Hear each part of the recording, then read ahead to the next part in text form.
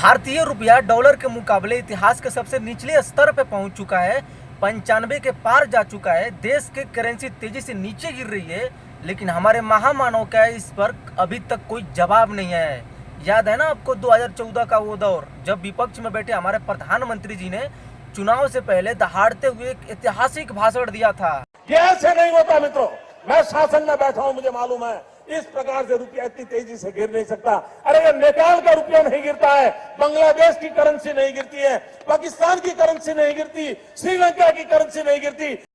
यही नहीं, अभी और सुनिए। जिस प्रकार से डॉलर मजबूत होता जा रहा है, रुपया कमजोर होता जा रहा है, विश्व व्यापार में भारत टिक नहीं पाएगा। देश जानना चाहता है प्रधानमंत्री जी, ऐसा क्या कारण है कि आज अकेला हिंदुस्तान का रुपया डॉलर के मुकाबले गिरता ही चला गया और क्यों चला गया?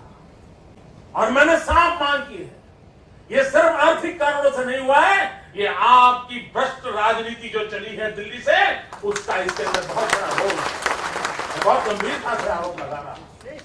हाँ, उस समय तो बहुत लंबी फेंक रहे हैं। अगर रुपया नीचे गिर रहा है तो देश की सरकार भ्रष्ट होती है।